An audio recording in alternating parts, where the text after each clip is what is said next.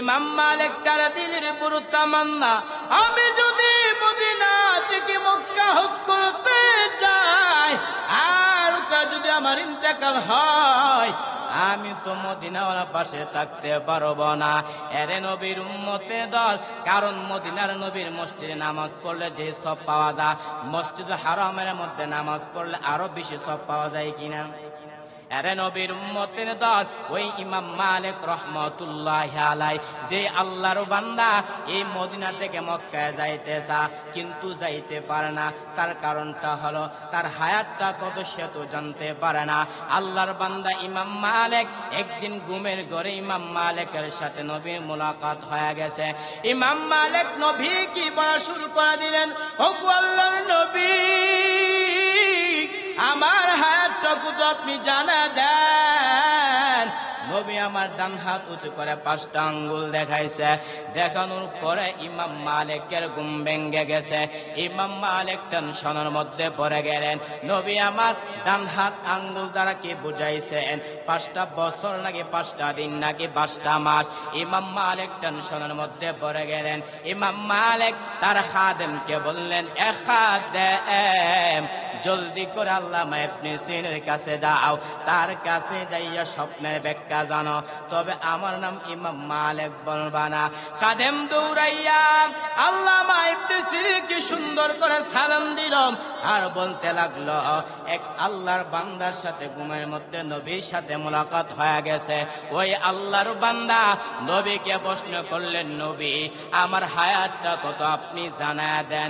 নবী আমার ডান হাত উঁচু করে 5টা আঙ্গুল দেখাইছে। এবার আপনি স্বপ্নে ব্যাখ্যা করেন 5টা বছর নাকি 5টা দিন নাকি 5টা মাস?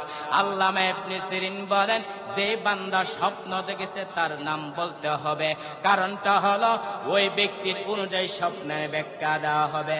খাদেম দৌড়াইয়া ইমাম মালিকের কাছে গিয়া বলতে লাগলো, আসসালামু আলাইকুম শাইখ আমার, আপনার নাম না বলে স্বপ্নের ব্যাখ্যা দিবে না? ইমাম মালিক তার খাদেমকে বললেন, এ খাদেম, জলদি করে আমার নামটা বলে দাও, তারপর স্বপ্নের ব্যাখ্যা জানা বড় জরুরি। খাদেম দৌড়াইয়া আল্লামা ইবনে সিরিনকে বলতে লাগলো, এই স্বপ্নটা ইমাম মালিক দেখেছেন। আল্লামা ইবনে সিরিন বলেন, আমিও মনে মনে ভেবেছিলাম যে স্বপ্নটা ইমাম মালিক ছাড়া অন্য কেহ দেখতে পারে না। আমি গত জুমআর যে বিষয়টা আলোচনা করেছিলাম সেটা ছিল ইশকে রাসূল সাহাবায়ে কেরাম, অর্থাৎ সাহাবায়ে কেরাম রাসূলের প্রতি কেমন মহব্বত দেখাইছেন এবং কেমন মহব্বত বহিঃপ্রকাশ ঘটাইছেন। আমরা বিস্তারিত আলোচনা করেছিলাম। ছোট্ট একটা উদাহরণ দিয়েছিলাম, মুসলমানরা যখন পারস্যে আক্রমণ করেছিল তখন পারস্যের সম্রাট কিসরা মুসলমানদের মাঝে মিটিং ফাইসালার ব্যবস্থা ইন্তজাম করল। তখন মুসলমানদের পক্ষে ছিল হুযাইফা ইবনে ইয়ামান। তার নেতৃত্বে কয়েকজন লোক বাদশাহ দরবারে গেছে। যাওয়ার পরে পারস্য সম্রাট কিসরা যখন বাদশাদেরকে আপ্যায়ন করবে, এমত অবস্থায় আপ্যায়ন করা অবস্থায় হুযাইফা ইবনে ইয়ামানের হাত থেকে একটা খাবারের লোকমা পড়ে গিয়েছিল। তখন হুযাইফা ইবনে ইয়ামান তিনি বাদশার দরবারের সামনেই তার খাবারটা তুলে ফেলছেন। তখন আরেকজন সাথীবর্গ তাকে একটু হালকাভাবে একটু চিমটি দিয়ে বললেন যে বাদশাহ দরবারে এটা কেমন যেন একটু লাগে, ঠিক না? তখন পারস্য সম্রাটের সামনে হুযাইফা ইবনে ইয়ামান বলেছিল, আতুতরুকু সুন্নাত হাবিবি লিহা উলাইল হুমাকাই, আরে আমি কি এই সমস্ত নির্ভুতের কারণে আমার নবীর সুন্নতটাকে ছেড়ে দিব? এই ছিল সাহাবায়ে কেরাম, ইত্তেবায়ে রাসূল, ইত্তেবায়ে সাহাবায়ে কেরাম। তারা নবীকে কেমন মহব্বত করেছিল আমরা ব্যাপকভাবে গত জুমার বিস্তারিত আলোচনা করেছি।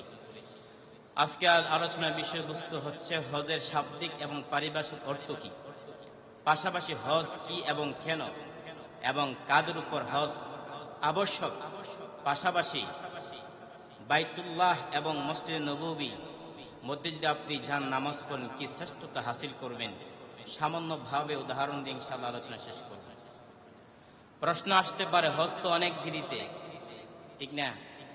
জিলহজ মাসের 8 তারিখ থেকে 12 তারিখ অর্থাৎ মোট 5 দিন হজের কাজ শেষ হয়ে গেছে, এত আগেই হজের বিষয় কেন? কোরআনের মধ্যে আসছে, আল হজ্জু আশহুরুম মা'লুমাত, হজের কয়েকটা নির্দিষ্ট মাস আছে। আব্দুল্লাহ ইবনে উমর তিনি এই আয়াতের ব্যাখ্যা করেছেন, হজের 3টা মাস আছে প্রসিদ্ধ। কয়টা মাস? 3টা মাস। একটা হচ্ছে শাওয়াল, আর একটা হচ্ছে জিলকদ, আর একটা কি জিলহজ। এজন্য কোরআনের মধ্যে 3টা মাস হজের ক্ষেত্রে প্রসিদ্ধ 3টা মাস। যেহেতু এই দিনে হজ করার জন্য দেশের প্রান্ত থেকে লক্ষ লক্ষ মুসলমানরা আসবে, এজন্য হজের গুরুত্বপূর্ণ তাৎপর্য জানা সবার জন্য জরুরি। এবার আসুন প্রথমে হজ শব্দের অর্থ কি। হজ তার শাব্দিক অর্থ হচ্ছে ইচ্ছা করা, সংকল্প করা। পারিভাষায় হজ বলা হয় নির্দিষ্ট সময়ে নির্দিষ্ট দিনে নির্দিষ্ট কিছু কাজ আছে, কোরআন সুন্নাহ অনুযায়ী কাজগুলোকে ঠিকভাবে আদায় করার নাম হচ্ছে হজ। হজ ইসলামের স্তম্ভের মধ্যে 4 নাম্বার। আল্লাহ নবী বলেন, বুনিয়াল ইসলামু আলা খামসিন শাহাদাতিন আল্লাহ ইলাহা ইল্লাল্লাহ ওয়া আন্না মুহাম্মাদুর রাসূলুল্লাহ ওয়া ইকামিস সালাহ ওয়া ইতাইজ যাকাত ওয়াল হজ্জি ওয়া সাওমি রমাদান। তাহলে ইসলামের স্তম্ভের মধ্যে 1 নাম্বার হচ্ছে ওয়াহদানিয়ত বিষয়, ইতিকাদের সাথে সম্পৃক্ত, অর্থাৎ আল্লাহকে বিশ্বাস করতে হবে। পাশাপাশি আল্লাহ তাআলা নবীজির, আল্লাহর পয়গম্বর মুহাম্মদ। 2 নাম্বার হচ্ছে ইকামিস সালাহ, নামাজ প্রতিষ্ঠা করা। 3 নাম্বার স্তম্ভ হচ্ছে ওয়া ইতাইজ যাকাত, যাকাত আদায় করা। 4 নাম্বার কি? ওয়াল হজ্জি, হজ আদায় করা। 5 নাম্বার হচ্ছে ওয়া সাওমি রমাদান, রমজানের রোজাগুলো আদায় করা। আসলে এই 5টা স্তম্ভকে আমরা 2 ভাগে বিভক্ত করব। কয় ভাগে? 2 ভাগে বিভক্ত করব। একটা হচ্ছে ইতিকাদি বিষয়, আর একটা হচ্ছে আমলি বিষয়। ইতিকাদ হচ্ছে অন্তরের সাথে সম্পৃক্ত, অর্থাৎ বিশ্বাস করা। আর 2টা হচ্ছে আমলি বিষয়, আমরা 3 ভাগে বিভক্ত করব। একটা হচ্ছে শারীরিক অঙ্গের মাধ্যমে ইবাদত করা, আর একটা হচ্ছে অর্থনৈতিকের মাধ্যমে যাকাত আদায় করা, আর 3 নাম্বার হচ্ছে অর্থ এবং শারীরিক উভয়টা প্রয়োজন। আপনি নামাজ পড়তে হলে আপনার শারীরিক অঙ্গের সাথে সম্পৃক্ত, ঠিক না? আপনি যখন যাকাত আদায় করবেন তখন আপনার মালের সাথে সম্পৃক্ত। যখন আপনি হজ করতে যাবেন তখন আপনি কি পাবেন? সম্পদও পাবেন, আপনার শারীরিক অঙ্গ পাচ্ছেন। তাহলে হজের অনেক গুরুত্বপূর্ণ একটা বিষয়, ঠিক না? হজ কেমন গুরুত্বপূর্ণ বিষয়, ছোট্ট একটা উদাহরণ দিই, ভালো করে বুঝবেন। এক ব্যক্তির উপর নামাজ যেমন ফরজ হয়েছে, ঠিক তেমন ভাবে যথাযথ সময় নামাজ আদায় করা কি কথা বলেন ফরজ। ঠিক তেমন ভাবে যে ব্যক্তির উপর হজ ফরজ হয়ে গেছে, ঠিক তেমন ভাবে যথাসময়ে হজ পালন করা ফরজ। বরং নামাজ যে যার শ্রেষ্ঠত্ব বেশি, বলতে পারেন কিভাবে?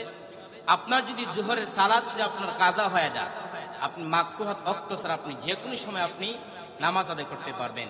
কিন্তু হজ যদি আপনার কাছ থেকে এই যে জিলহজ মাসের 8 তারিখ থেকে যে 12 তারিখ পর্যন্ত মোট 5 দিন, এই 5 দিন যদি আপনার কাছ থেকে বিদায় নিয়ে চলে যায়, তাহলে আবার আপনার আরেকটা বছর অপেক্ষা করতে হবে, ঠিক না? তাহলে হজ নামাজের ক্ষেত্রে আরো শ্রেষ্ঠত্ব বেশি। এবং এই হজ যার উপর জীবনে একবার আরোপিত হয়েছে, সামর্থ্য হয়েছে, ওয়াজিব ফরজ হয়েছে, ওই ব্যক্তি যতক্ষণ পর্যন্ত এই ফরজ আদায় না করবে ততক্ষণ পর্যন্ত তার থেকে হুকুম আরোপিত হবে না। হজ আদায় করতে হবে। আজকে আমি আপনি সমাজের মধ্যে হজ করতে পারি না, বলছি একটু এই তো সরকারি কর্মকর্তা আছি, অথবা ছেলে মেয়ে বিবাহ দিলে তারপর হজ করবো, ঠিক না? আল্লাহ নবী কি বলছেন? তাআজ্জালু ইলাল হজ্জি ফাইন্না আহাদাকুম লা ইয়াদরি মা ইয়ারিদু লাহু। অর্থাৎ নবী বলছেন কি, তাআজ্জালু ইলাল হজ্জি, তোমরা হজটাকে তাড়াতাড়ি করো। কেন? ফাইন্না আহাদাকুম লা ইয়াদরি মা ইয়ারিদু লাহু, অর্থাৎ তার কাছে কি উজর চলে আসে কেউ বলতে পারে। আবার সমাজের মধ্যে আরেকটা রেওয়াজ আছে, মুরব্বী হলে হজের মধ্যে পাঠায়, ঠিক না? অথচ আমি আপনি হজের বিষয় বুঝি না। হাদিসের মধ্যে আসছে আল হজ্জু ওয়াল আজ্জু, হজ হচ্ছে কষ্টকর বিষয়। হজ কি কষ্টকর বিষয়। আপনি জীবিত অবস্থায়, যৌবন অবস্থায় যদি আপনার সামর্থ্য থাকে আপনি তখনই হজ করেন, কারণ হজের ক্ষেত্রে অনেক বিষয় আছে যেগুলো আপনার অনেক কষ্টকর হবে। এখন থেকে যদি আপনি করেন তাহলে হজের বিষয়টা আপনি শেষ করতে পারবেন সহজে। সুবহানাল্লাহ বলেন। তাহলে হজের ক্ষেত্রে আপনার কোনো সুযোগ নাই। হজের ক্ষেত্রে আপনার যখনই আরোপিত হয়ে যায়, যেমন ধরেন আজকে আপনার উপর হজ ফরজ হয়েছে, বর্তমানে আপনি যেখানে আছেন 8 লক্ষ টাকার মধ্যে আপনি হজ করতে পারবেন, কিন্তু যখন আরো যখন দিন যাবে তখন 15 লাখ টাকা লাগতে পারে। এমত অবস্থায় এই যে আপনার 8 লক্ষ টাকা সামর্থ্য টাকা অবস্থায় যখন আপনার হজ ফরজ হয়েছিল, পাশাপাশি এখন যদি 15 লাখ টাকা হয় তারপর আপনার হজ আদায় করতে হবে। যদি আপনার হজ করার ক্ষেত্রে শক্তি না থাকে তাহলে আপনার ওয়ারিসদেরকে আপনি ওসিয়ত করে যেতে হবে যে আমার পরিবর্তে তোমরা বদলি হজ করতে হবে। তাহলে হজে গুরুত্বপূর্ণ বিষয় কিনা। এই যখন বাইতুল্লাহ যখন কাজ হয়ে গেছে তখন আল্লাহর পক্ষ থেকে আলান চলে আসছে। ইব্রাহিম নবীকে আল্লাহ বললেন ওয়াআযিন ফিন্নাস বিল হজ্জ ইয়াতুকা রিজালা ওয়াআযিন ফিল হজ্জ ওয়াআযিন ফিন্নাস বিল হজ্জ ইয়াতুকা রিজালা। ও পয়গম্বর ইব্রাহিম, তুমি আলান করো আমার ঘর জিয়ারতের জন্য যারা জিয়ারত করতে চায়, আমার ঘর নির্মাণ হয়ে গেছে, আপনি আলান দিয়ে দাও যারা বাইতুল্লাহ জিয়ারত করতে চাও আলান দাও আসো।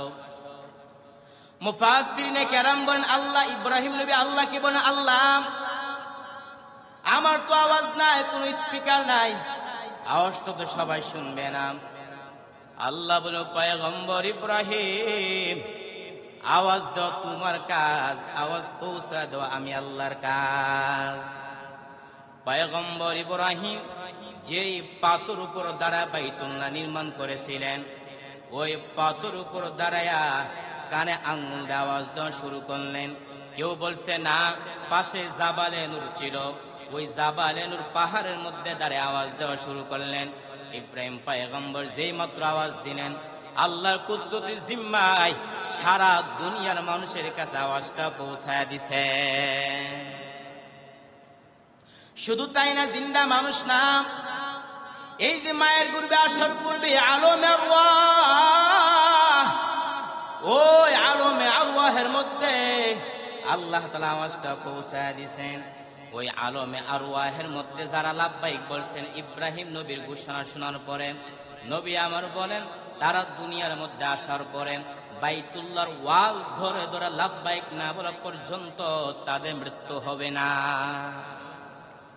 এই যে মাকাম ইব্রাহিম, ইব্রাহিম নবী যখন এলান দিয়েছিলেন, আল্লাহ তাআলা ইব্রাহিম নবীর আওয়াজ কেমন ভাবে পৌঁছায় দিয়েছেন যে আলমে আরওয়াহ অর্থাৎ মায়ের গর্ভে আসে নাই, রূহের জগতের মধ্যে আল্লাহ আওয়াজটা পৌঁছায় দিয়েছে। তাহলে আল্লাহর কুদরতি আওয়াজ কি কম না বেশি? এরে নবীর উম্মতের দল, বাইতুল্লাহ কমপ্লিট হওয়ার পরে আল্লাহ তাআলা বলেন ইন্না আউওয়ালা বাইতিন উদিআ লিন-নাস লিল্লাযী বিবাক্কাতা মুবারাকাও ওয়া হুদান লিল আলামিন।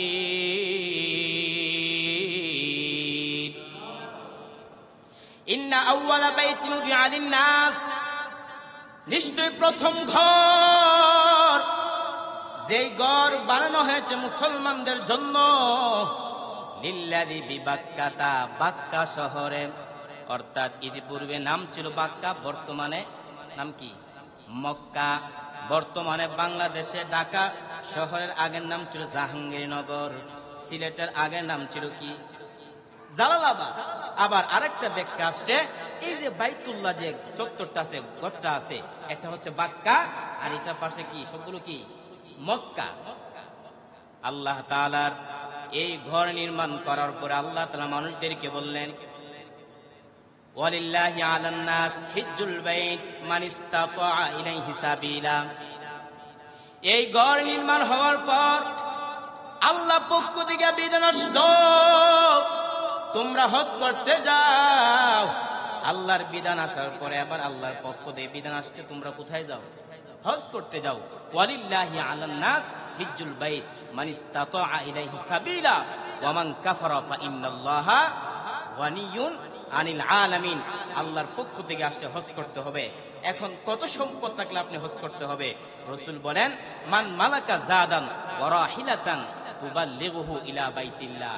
নবী আমার বলেন যারা বাইতুল্লাহ যাওয়ার ক্ষেত্রে যত সম্পদ, যত অর্থ প্রয়োজন, অর্থ থাকবে, পাশাপাশি আবার আসতে পারবে এবং তার পরিবারও চলতে পারবে, এতটুকু অর্থ টাকা পয়সা যার কাছে থাকবে তার উপরে হজ ফরজ। এমত অবস্থায় ওয়ালাম ইউহাজ্জা ফালা আলাইহি আইয়ামুতা ইয়াহুদিয়ান ওয়ালা নাসরানিয়ান, যাদের পক্ষে এই সমর্থ থাকার পর যারা হজ করবে না, নবী বলেন ফালা আলাইহি আইয়ামুতা ইয়াহুদিয়ান ওয়ালা নাসরানিয়ান, নবী আমার বলেন তারা ইহুদি অথবা খ্রিস্টান হয়ে মৃত্যুবরণ আমার কোনো যায় আসে না। নাউজুবিল্লাহ বলেন। এই জন্য হজের কত বড় একটা হাদিস আসছে, যাদের পক্ষে সামর্থ্য থাকার পরও যারা হজ করতে যাবে না, নবী বলেন ওয়ালাম ইউহাজ্জা ফালা আলাইহি আইয়ামুতা ইয়াহুদিয়ান ওয়ালা নাসরানিয়ান, যাদের পক্ষে সম্ভব যাওয়ার পরও তারপর হজ করবে না, তারা ইহুদি অথবা খ্রিস্টান হোক মৃত্যুবরণ আমার কোন যায় আসে না। এরে নবীর উম্মতের দল, এই যে বাইতুল্লাহ কেমন দাম, কেমন দাম, যেই বাইতুল্লাহর মধ্যে প্রতিদিন 120টা রহমত নাজিল হয়। যে আল্লাহর বান্দাই বাইতুল্লাহকে তাওয়াফ করবে তারা তাদের উপর 60টা রহমত নাজিল হয়। আর যেই বান্দা শুধু তাওয়াফ করবে না, শুধু বাইতুল্লাহর দিকে তাকায় নামাজ পড়বে, ওই বান্দার উপর আল্লাহর পক্ষ থেকে 40টা রহমত নাজিল হয়ে যায়। শুধু তাই না, যে ব্যক্তি নামাজও পড়ে না, রোজাও রাখে না, যে ব্যক্তি তাওয়াফও করে না, শুধু বাইতুল্লাহর দিকে তাকায়া থাকে, ওই ব্যক্তির উপর 20টা রহমত নাজিল হয়। এই যে আপনি বাইতুল্লাহ যাবেন, বাইতুল্লাহকে কেন্দ্র করে যে মসজিদ আছে, মসজিদুল হারাম, এই মসজিদের মধ্যে আপনি নামাজ পড়লে 1 রাকাতে 1 লক্ষ রাকাত নামাজের সওয়াব পাওয়া যায়। সুবহানাল্লাহ। শুধু তাই না, মুহাদ্দিসিনে কেরাম বলেন যারা এই মসজিদ হারামের মধ্যে বসে একবার আলহামদুলিল্লাহ বলবে, আমার আল্লাহ তাআলা ওই ব্যক্তিকে 1 লক্ষ আলহামদুলিল্লাহ বলার সওয়াব দান করবে। এরে নবীর উম্মতের দল, এই যে হজ যদি আমি আপনি করতে পারি আমাদের ফায়দা কি? নবী আমার বলেন মান হাজ্জা লিল্লাহি ফালাম ইয়ারফুস ওয়ালাম ইয়াফসুক রাজআ কায়াউমিন ওয়ালাদাতু উম্মুহু। নবী আমার বলে উম্মত যারা হজ করবে তারা এমন ভাবে ফিরবে যেমন ভাবে আজকে নবজাতক সন্তান নিষ্পাপ হয়ে যেমন ফিরল। এরে নবীর উম্মতের দল, শুধু আপনার হজটা যদি আপনার সঠিকভাবে আদায় হয়ে যায় এবং আপনার হজটা যদি কবুল হয়ে যায়, আল্লাহর নবী বলেন আল হজ্জুল মাবরুর লাইসা লাহু জাযাউন ইলাল জান্নাহ। বদলি হজ অর্থাৎ কবুল হজের প্রতিদান হচ্ছে একমাত্র জান্নাত। কবুল হজ আল হজ্জুল মাবরুর, এই যে কবুল হজ, যদি আপনার হজটা কবুল হয়ে যায় প্রতিদান কি দিবে? হ্যাঁ, জান্নাত দিবে। শুধু তাই না, নবী আমার বলেন এই যে বাইতুল্লাহ যে কেন্দ্র করে যে মসজিদ আছে, মসজিদ হারাম, এই মসজিদের মধ্যে নামাজ পড়লে 1 রাকাত নামাজ পড়লে 1 লক্ষ রাকাত নামাজের সওয়াব পাওয়া যায়। ঠিক তেমন ভাবে মুসলমানদের যে প্রথম কিবলা ছিল বাইতুল আকসা, ওই বাইতুল আকসার মসজিদে নামাজ পড়লে 1 রাকাতে 50,000 রাকাতের সওয়াব পাওয়া যায়। শুধু তাই না, আরেকটা মসজিদ আছে মসজিদুল নববী। কার মসজিদ? নবীর মসজিদ। যেই নবীর মসজিদে যদি আপনি 1 রাকাত নামাজ পড়েন, যদি আপনি 1টা রাকাত নামাজ পড়তে পারেন, হাদিস শরীফের মধ্যে আসছে 1 রাকাত নামাজ পড়লে 1000 রাকাত নামাজের সওয়াব পাওয়া যায়। শুধু তাই না, হাদিস শরীফের মধ্যে এটাও আসছে কোন ব্যক্তি যদি একবার নামাজ পড়ে 1 রাকাত নামাজ পড়ে, তাহলে ওই ব্যক্তিকে 50,000 রাকাত নামাজের সওয়াব পাওয়া যায়। শুধু তাই না, আপনি মদিনার নবীর মসজিদ নামাজ পড়বেন, পাশাপাশি আপনি জিয়ারত করবেন। নবী বলেন মান যারা কবরি ওয়াজাবাত লাহু শাফাআতি। নবী আমার বলে উম্মত যারা আমার কবর জিয়ারত করলো তাদের জন্য আমি নবীর পক্ষ থেকে ওয়াজিব, সুপারিশ একদম ওয়াজিব হয়ে গেল, শাফাআত ওয়াজিব হয়ে গেল। মান যারা কবরি ওয়াজাবাত লাহু শাফাআতি। নবী আমার বলেন যারা কি করবে, আমার কবর জিয়ারত করবে, ওয়াজাবাত লাহু শাফাআতি, তার জন্য আমি নবীর সুপারিশ ওয়াজিব হয়ে যায়। এরে নবীর উম্মতের দল, শুধু তাই না, মান হাজ্জা ফাজারা কবরি বা'দা মাউতি কানা কামান জারানি ফি হায়াতি। নবী আমার বলেন, যারা আমার মৃত্যুর পরে আমার কবর জিয়ারত করবে, কেমন যেন ওই ব্যক্তি আমি নবীকে স্বয়ং তারা জীবিত অবস্থায় সাক্ষাৎ করল। এরে নবীর উম্মতের দল, আজকে আমি আপনি মদিনার মধ্যে যাইতে পারি না, অথচ মদিনার প্রতি আমার আপনার মহব্বত নাই। কত আল্লাহর বান্দা আছে মদিনার মধ্যে যাওয়ার জন্য পাগল, কিন্তু আমি আপনি যাইতে পারি না। এরে নবীর উম্মতের দল, আল্লাহর একজন বান্দা ছিল ইমামে আজম আবু হানিফা। নাম কি? হ্যাঁ, ইমামে আজম আবু হানিফা। যেই কেমন ইমাম, 7 দিন মদিনার মধ্যে থাকার পর এবার ইমাম আজম আবু হানিফা তার সাথী ভাই ইমাম মালিককে বললেন, আরে ইমাম মালিক, আমি আবার মদিনার থেকে আমি ইরাকের মধ্যে চলে যাই। ইমাম মালিক বলেন, যারা মদিনার মধ্যে আসে তারা তো নবীর বড় আশেক, আপনি আসছেন আবার যাইবেন কেন?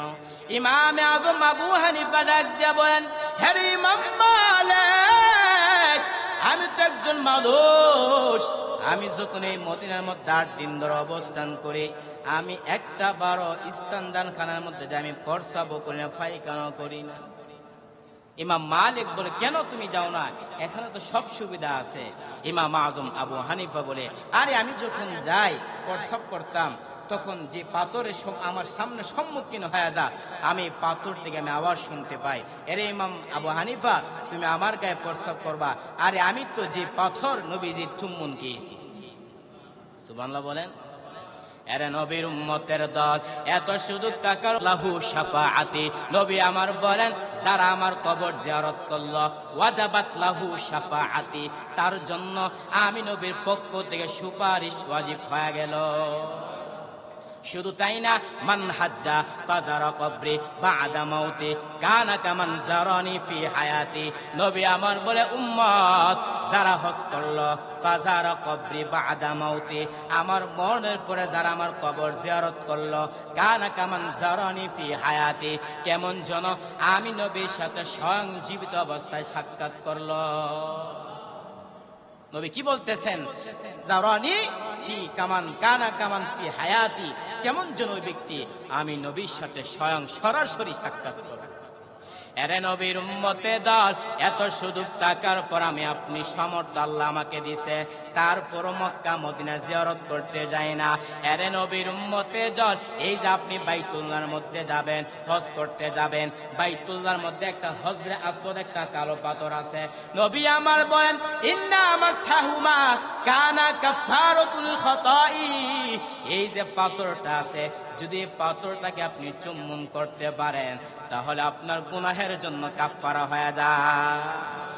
শুধু সওয়াব আর সওয়াব, সওয়াব আর সওয়াব। ইন্না মাসহুমা কাফারাতুন লিল খাতাই, এই যে একটা হাজরা আসওয়াদ, বাইতুল্লাহ যাবেন, হজ করতে যাবেন, সেখানে একটা পাথর আছে, এই পাথরকে যদি আপনি চুম্বন করেন, তাহলে আপনার গুনাহের জন্য কাফারা হয়ে যায়। এরে নবীর উম্মতের দল, এজন্য আমার আপনার হজ করার যাদের পক্ষে সম্ভব আছে অবশ্য হজ করতে হবে, আর যাদের পক্ষে সম্ভব না, তারপর হজের জন্য নবীর প্রতি, নবীর জন্য আল্লাহর কাছে দোয়া চাইতে হবে কিনা। এরে নবীর উম্মতে দল, যারা যে আল্লাহর বান্দা, এমন তো আমরা ইতিহাস জানি যে আল্লাহর বান্দারা মদিনার মধ্যে অবস্থান করছে, মদিনার মধ্যে জিয়ারত করছে। আল্লাহর বান্দা যদি সুযোগ থাকে আবার বাইতুল্লাহ যাওয়ার জন্য পাগল আছে, এমন আল্লাহর বান্দা আছে কিনা?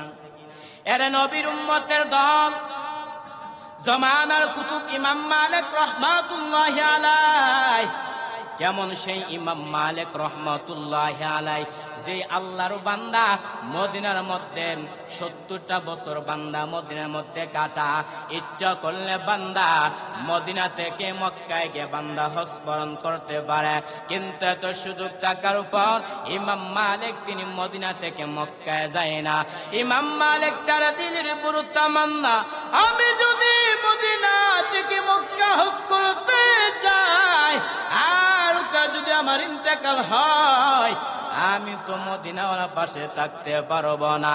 এরে নবীর উম্মতের দল, কারণ মদিনার নবীর মসজিদে নামাজ পড়লে যে সব পাওয়া যায়, মসজিদ হারামের মধ্যে নামাজ পড়লে আরো বেশি সব পাওয়া যায় কিনা? এরে নবীর উম্মতের দল, ওই ইমাম মালিক রহমাতুল্লাহি আলাইহি যে আল্লাহর বান্দা এই মদিনা থেকে মক্কায় যাইতে চা কিন্তু যাইতে পারে না, তার কারণটা হলো তার হায়াতটা কত সে তো জানতে পারে না। আল্লাহর বান্দা ইমাম মালিক একদিন ঘুমের ঘরে ইমাম মালিকের সাথে নবীর মুলাকাত হয়ে গেছে। ইমাম মালিক নবী কি বলা শুরু করে দিলেন, ওগো আল্লাহর নবী, আমার হায়াতটুকু তো আপনি জানা দেন। নবী আমার ডান হাত উঁচু করে 5টা আঙ্গুল দেখাইছে। দেখানোর পরে ইমাম মালিকের ঘুম ভেঙে গেছে। ইমাম মালিক টেনশনের মধ্যে পড়ে গেলেন।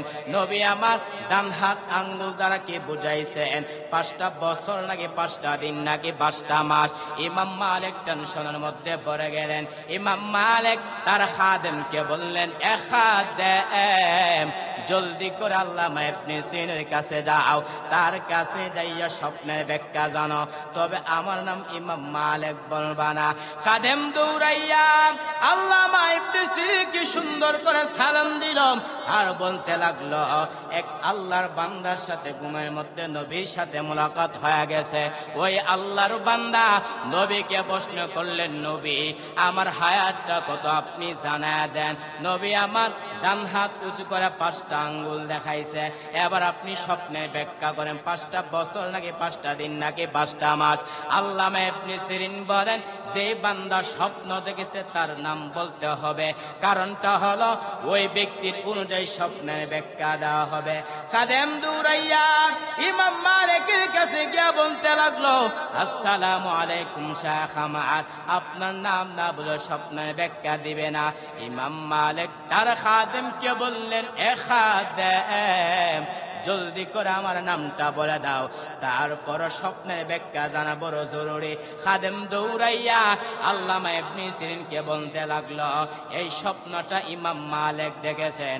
আল্লামা ইবনে সিরিন বলেন, আমিও মনে মনে ভেবেছিলাম যে স্বপ্নটা ইমাম মালিক ছাড়া অন্য কেহ দেখতে পারে না। আল্লাহর বান্দা বলতেছেন যে আমি ধারণা করেছিলাম যে স্বপ্নটা ইমাম মালিক ছাড়া অন্য কেউ দেখতে পারে না। এরে নবীর উম্মতে দল, এই ঘটনা বলার উদ্দেশ্যটা কি? আল্লাহর বান্দা মদিনা থেকে মক্কার মধ্যে যাইতেছে, তার কারণটা হলো হাজরে আসওয়াদ আছে এবং মসজিদ হারামের মধ্যে নামাজ পড়লে অনেক সওয়াব পাওয়া যায়। একবার আলহামদুলিল্লাহ বললে মুহাদ্দিসিনে কেরাম বলেন 1,00,000 বার আলহামদুলিল্লাহ বলার সওয়াব আল্লাহ দান করে দেয়। এরে নবীর উম্মতে দল, শুধু তাই না, আপনি যাইবেন সেখানে এমন একটা অবস্থা হয়ে যাবে, আরাফার ময়দানে যাবেন, আপনি যত ভিআইপি প্যাকেজে যান না কেন সবাই সিলিবিহীন তারা পোশাক পরতে হয় কিনা? হ্যাঁ, সবাই পোশাক পরতে হয়। আপনি যত লক্ষ টাকা যদি আপনি ভিআইপি প্যাকেজও আপনি হজ করার জন্য সেখানে যান, যাওয়ার পরেও কিন্তু আপনার একই অবস্থা, সিলাইবিহীন আপনার কাপড় পোশাক পরিধান করতে হবে। আরাফার ময়দানে কে এমপি আর কে মন্ত্রী কোনো চেনা যাবে? সবাই একই অবস্থা, সবাই শুধু আল্লাহ তাআলার কাছে চা, আল্লাহ তাআলার কাছে চা, সবাই শুধু আল্লাহ তাআলার কাছে মুখাপেক্ষী হয়ে যা। এমন একটা অবস্থা, সবাই শুধু আল্লাহ তাআলার জন্য পাওয়ার জন্য সবাই এমন কামনা করতে থাকে। ইতিহাসের মধ্যে পাওয়া যায় আমাদের একজন আকাবির ছিল, যে জায়গার মধ্যে এই যে আরাফার ময়দানে বালু থাকে, সেখানে আরাফার ময়দানে এমন ভাবে কান্না করছেন পুরো একদম কাদা বানাই দিচ্ছে। এই যে এমন একটা জায়গা আরাফার ময়দান, সেখানে যাবেন শুধু কান্না করবেন, লাব্বাইক আল্লাহুম্মা লাকা লাব্বাইক লা শারিকা লাকা লাব্বাইক ইন্নাল হামদা ওয়ান নি'মাতা লাকা ওয়াল মুলক লা শারিকা লাক। তাহলে এই যে আপনি যাবেন সেখানে তালবিয়া পাঠ করবেন, সেখানে আপনি তালিম পাঠ করবেন, এই যে এমন একটা অবস্থা হয়ে যাবে, তখন শুধু আল্লাহ তাআলার দিকে আপনার মনোযোগ হয়ে যাবে। বুঝতে পারছেন?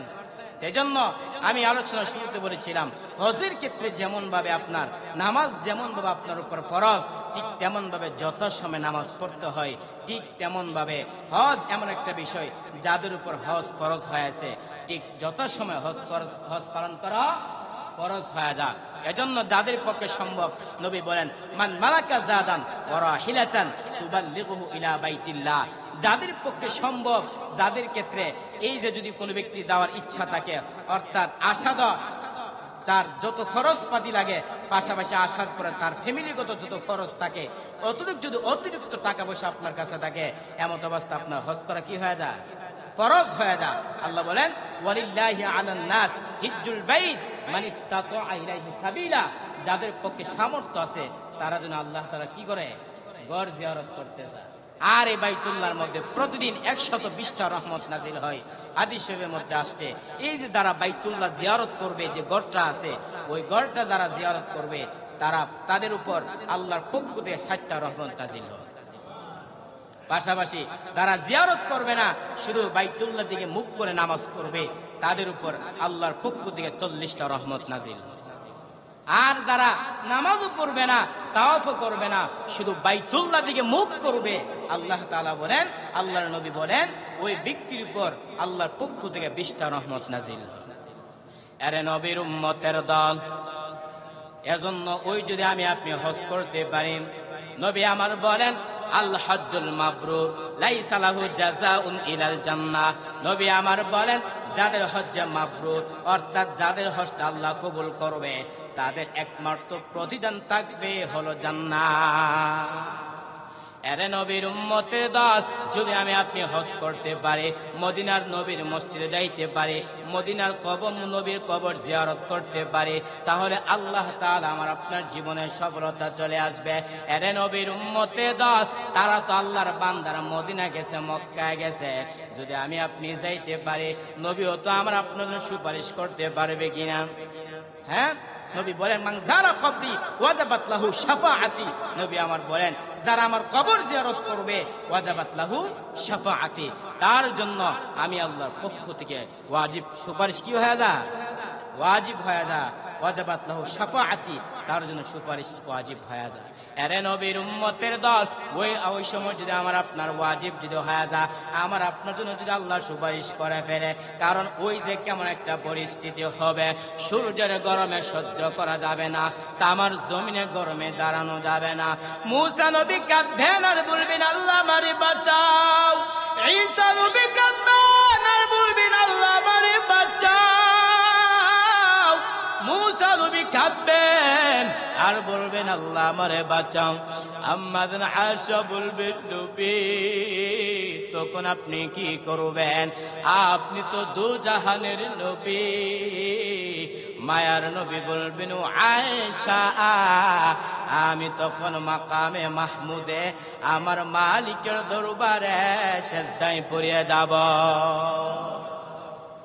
আম্মা জান আয়েশা বলবেন নবী, তখন কান্নার পরে কি হবে? মায়ার নবী বলবেন ও আয়েশা, আমার আল্লাহ আমাকে আদেশ করবেন, নবী আপনি আর কাঁদবেন না। ওয়ালা সাউফা ইউতিকা রাব্বুকা ফাতারদা। ও পয়গম্বর, আমি আল্লাহ আপনাকে বেজার করব না। আপনার একটা উম্মতুর জাহান্নামে দেওয়া হবে না। আপনি তাদেরকে দরিয়ে দরিয়ে তাদেরকে জান্নাতে দিয়ে নিয়ে যান। আম্মা জান আয়েশা বলবেন নবী, কোটি কোটি মানুষের মধ্যে আপনার উম্মতগুলো কেমনে বাছাই করবেন?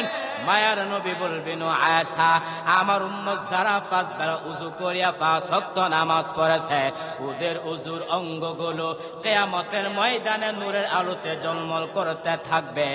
আমি নবী ওদেরকে দরিয়ে দরিয়ে তাদেরকে জান্নাতের দিকে নিয়ে যাব।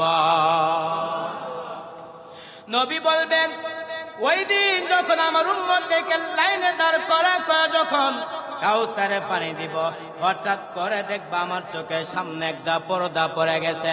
আমি বলবো ফেরেশতারা, আমার উম্মতরা তো এখনো লাইনে দাঁড়ানো আছে, তুমি চোখের সামনে পর্দা দিছা কেন? ফেরেশতারা বলবেন, এই কথা বলার পর, আল্লাহর নবী এই কথা বলার পর ফেরেশতারা বলবেন, ও পয়গম্বর, তারা আপনার উম্মত না। বলে কেন? তাদের উপর হজ ফরজ ছিল, তারা হজ করতে পারে নাই। নবী আমার বলেন, মান মালাকা জাদান ওয়া রাহিলাতান তুবাল্লিগুহু ইলা বাইতিল্লাহ ওয়া লাম ইউহাজ্জা ফালা আলাইহি আইয়ামুতা ইয়াহুদিয়ান ওয়া নাসরানিয়ান। নবী আমার বলে, উম্মত যাদের উপর হজ ফরজ হওয়ার পর যারা হজ করতে পারে নাই, নবী আমার বলেন, ফালা আলাইহি আইয়ামুতা ইয়াহুদিয়ান ওয়া নাসরানিয়ান, তারা ইহুদি এবং খ্রিস্টান হয়ে মৃত্যুবরণ করুক, আমার কোনো যায় আসে না। এই যে আপনি যদি আপনার উপর হজ ফরজ হওয়ার পরে যদি আপনি হজ না করেন, এমত অবস্থায় যদি আপনি ইহুদি অথবা খ্রিস্টান হয়ে মরণ, তাহলে কি নবীর হাতে আপনি হাউজে কাউসারে পানি পান পাবেন? আর এই দুনিয়ার মধ্যে তো আপনি হজ করতে যান, হাউজে কাউসারে পানি পান করতে পারবেন বলে কিভাবে? এই যে আপনি যখন বাইতুল্লাহ হজ করতে যাবেন, সেখানে জমজমের পানি আছে কিনা? হ্যাঁ, সাহাবায়ে কারাম নবীকে জিজ্ঞেস করেন, নবী এই যে হাউজে কাউসারের পানি, এটা লাইন কোথায় থেকে আসছে? আজকে মিলিয়ন ট্রিলিয়ন বিলিয়ন হাজার হাজার বিলিয়ন ট্রিলিয়ন পানি নিচ্ছে হাদি সাবরা, পানি কি কোনো কমতেছে? কোনো পানি কমে না। সাহাবায়ে কারাম নবীকে যখন জিজ্ঞেস করলেন, নবী বলেন, আল্লাহর নবী বলেন, এই যে হাউজার, এই যে বর্তমান যে হচ্ছে জমজমের পানি, যে কাউসারটা আছে, সেটা লাইন হচ্ছে হাউজে কাউসারের সাথে। তাহলে আপনি হজ করতে যাবেন, সেখানে যাওয়ার পরে যদি আল্লাহ তাআলার কাছে আপনার হজ কবুল হয়ে যায়, নবী বলেন, মান হাজ্জা লিল্লাহি ফালাম ইয়ারফাস ওয়ালাম ইয়াফসাক রাজআ কায়াউমিন ওয়ালাদাতহু উম্মুহু। নবী বলেন, যারা হজ করবে তারা এমন ভাবে ফিরবে যেমন নিষ্পাপ বাচ্চা যেমন আজকে ফিরল। নিষ্পাপ বাচ্চার কি কোনো গুনাহ আছে নাকি? কোনো গুনাহ থাকে না। ঠিক তেমন ভাবে আপনি যখন হজ করে আসবেন, যদি আল্লাহর কাছে আপনার হজটা কবুল হয়ে যায়, তাহলে আল্লাহ তাআলা কি করবেন? আল্লাহ তাআলা আপনাকে নিষ্পাপ বাচ্চার মতো গুনাহমুক্ত জীবন দান করবেন। শুধু তাই না, হাদিসের মধ্যে আসছে, আল হজ্জুল মাবরুর লাইসা লাহু জাযাউন ইলাল জান্নাহ। যাদের হজ, অর্থাৎ যাদের হজটা আল্লাহ কবুল করে নিবে, নবী বলতেছেন কি, লাইসা লাহু জাযাউন ইলাল জান্নাহ, তাদের ঠিকানা হচ্ছে, তাদের প্রতিদান হচ্ছে একমাত্র জান্নাত। তাহলে আমার আপনার হজ যাদের উপর সম্ভব, যাদের উপর সামর্থ্য আছে, হজ করতে হবে কিনা? শুধু তাই না, কোরআন শরীফের মধ্যে আসছে, নবী বলেন, ইন্নাল্লাহা ক্বাদ ফারদা আলাইকুমুল হজ্জা ফাহাজ্জু, নিশ্চয় তোমাদের উপর হজকে ফরজ করা হয়েছে, অতঃপর তোমরা কি করো? ফাহাজ্জু, অতঃপর তোমরা হজ করো। শুধু তাই না, এই হজ করতে গেলে আমার আপনার কষ্ট হবে। শুধু মুরব্বী হলে যে হজ করতে হবে এমনটা না, অথবা আপনার ছেলে আছে, আপনার মেয়ে আছে, তাদেরকে বিবাহ শাদী দেওয়ার পর আপনি হজ করবেন এমনটাও না। যদি আপনি বিবাহ না করে থাকেন, আপনারও বিবাহ করা লাগবে না। হজ করতে গেলে গিয়ে বিবাহ করার শর্ত নাকি? হ্যাঁ, হজ করার ক্ষেত্রে আপনার বিবাহ শর্ত না। হজ করতে হলে আপনার শক্তি সামর্থ্য থাকতে হবে, অর্থনৈতিক ক্ষেত্রে আপনার সামর্থ্য থাকতে হবে, শক্তির ক্ষেত্রেও আপনার শক্তি থাকতে হবে। নবী বলতেছেন, আল হাজ্জু আল আজ্জু, হজ হচ্ছে কষ্টের বিষয়। হজ কি? কষ্টের বিষয়। অতএব যাদের পক্ষে হজ সামর্থ্য আছে, আমরা হজ করব। শুধু তাই না, আল্লাহ নবী বলতেছেন, তাআজ্জালু ফা ইন্নাল হাজ্জি লা ইয়াদরি মা ইয়ারিদু লাহু, তোমাদের উপর যাদের পক্ষে সম্ভব হজ ফরজ হয়ে গেছে, তোমরা তাড়াতাড়ি হজ করে ফেলো, কারণ কখন কোন অবস্থায় কোন সমস্যার সম্মুখীন হন আপনি কি বলতে পারেন? এজন্য হজ যখনই সামর্থ্য হয়ে যায়, হজ করার চেষ্টা করতে হবে। পাশাপাশি আল্লাহ তাআলার বিধান, ওয়ালিল্লাহি আলান নাস হিজ্জুল বাইত মান ইসতাতাআ ইলাইহি সাবিলা, আল্লাহ তাআলার কোরআনের বিধান হচ্ছে, যাদের উপর হজ সামর্থ্য আছে তারা হজ করতে হবে। যদি আমি আপনি হজ করতে পারি, তাহলে কোরআনের কথা আমরা মানতে পারবো। পাশাপাশি কোরআনের কথা অনুযায়ী যদি আপনার হজটা সঠিক হয়ে যায়, তাহলে হজের বদৌলতে আল্লাহ আপনাকে কি দান করবে? জান্নাত দান করবে। অতএব আমি আপনি যতটুকু আলোচনা শুনলাম, হজের পারিভাষিক শাব্দিক অর্থ সহ এবং কাদের উপর হজ করতে হবে এবং হজ যাওয়ার ক্ষেত্রে আপনার কি কি প্রয়োজন আছে, পাশাপাশি এই যে আমরা বাইতুল্লাহ বলেন, বাইতুল মুকদ্দাস বলেন, মসজিদ নববী বলেন, এই সমস্ত আমরা ফাজাইল নিয়ে আলোচনা করেছি। আল্লাহ পাক যেন আমাকে আপনাদেরকে যেন হজ করতে পারে, আল্লাহ পাক সবাইকে তৌফিক দান করুন।